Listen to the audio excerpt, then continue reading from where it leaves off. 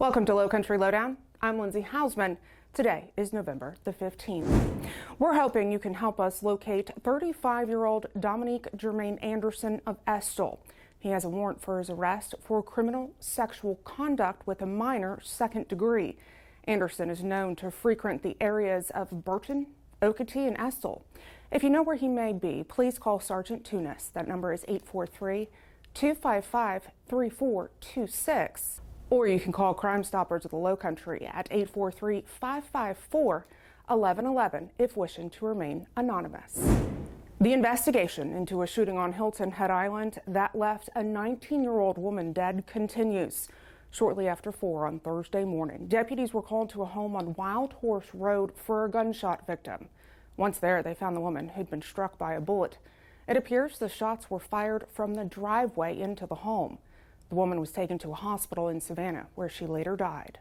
Investigators are asking homeowners and businesses along Gumtree Road, Wild Horse Road, and Squire Pope Road to review security camera footage between the hours of 3 and 5 in the morning on November the 9th.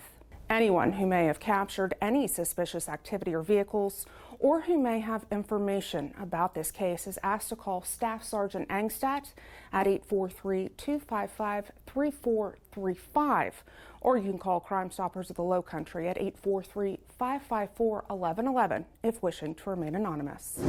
So-called squatted vehicles are now illegal to operate on South Carolina roads. That new law took effect on November the 12th. Under the new law, squatted vehicles include those with a front or rear fender that is raised 4 or more inches higher than the other. Law enforcement will only issue warning citations for the first 6 months, after which drivers will begin to receive tickets.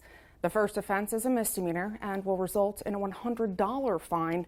On the third offense, violators will be fined $300 and lose their driving privileges for 1 year. For more information on this and other South Carolina traffic laws, you can visit scdps.sc.gov/driving in SC. The darkness can be deadly for those caught in the shadows. As the sun sets earlier now, we want to remind pedestrians, cyclists, and even those walking man's best friend to stick to crosswalks, wear bright-colored clothing or reflective gear, and to consider carrying a flashlight when out at night. Taking a look back now, on Wednesday, we participated in the Rotary Club of Hilton Head Island's Safety Town event. Members from different agencies come together to educate our youth on what we do and how to stay safe. It's always a great time for us, as well as the kids. And then on Sunday, we were honored to take part in the Tunnel to Towers 5K Run and Walk. It was held in Rose Hill in Bluffton. Members of our color guard were on hand to present the colors. Sheriff Tanner spoke ahead of the race, and we had several deputies participate in the 5K. The Tunnel to Towers Foundation was born from the tragedy of 9/11. The foundation supports fallen and injured first responders, military members, and their families. You can learn more about the foundation by visiting T2T.org.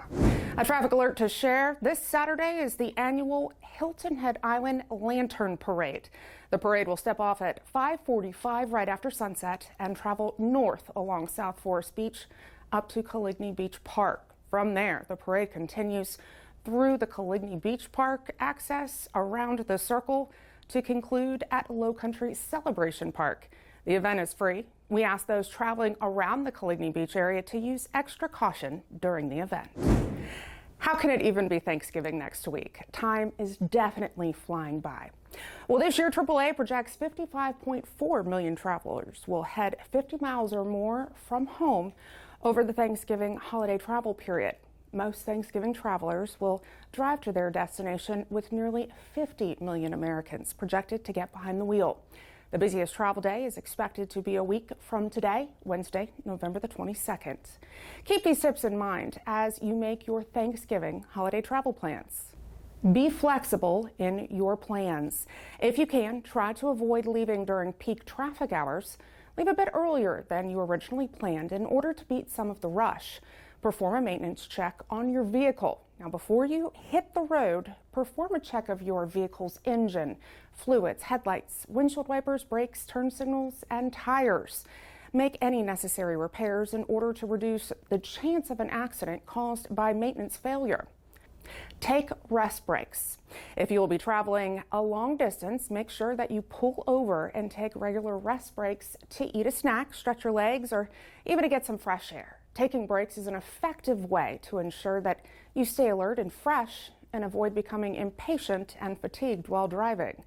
And there's the word patient. Let's be patient. For even the most patient drivers, heavy traffic can be frustrating. However, it is important that you not let your frustration affect your driving. Avoid the temptation to speed, tailgate, or make unsafe lane changes or passes. And designate a driver. If your Thanksgiving get-together involves alcohol, be sure to designate a driver if you need transportation. Drunk driving accidents tend to spike during the holidays. Don't allow yourself or your family members to become part of the statistics. Lastly, we want to remind you of the second annual Beaufort County First Responder Food Drive. Now through November the 30th, non-perishable donations can be dropped off at various locations across Beaufort County. They're listed on your screen right there. We have two locations, 2001 Duke Street in Beaufort and 70 Shelter Cove Lane on Hilton Head. Now on December 1st, donations will be distributed to Bluffton Self-Help and Help of Beaufort. Help us make sure shelves are restocked ahead of the Christmas holiday. And if you have something that you'd like to know more about or see covered here on Lowcountry Lowdown, send me an email. That's lindsay.hausman@bcgov.net. And of course, follow us on all of our digital and social media platforms. It's a great way to stay in the know and stay engaged with us. Thanks for watching this week's episode. We'll see you next week. Stay safe.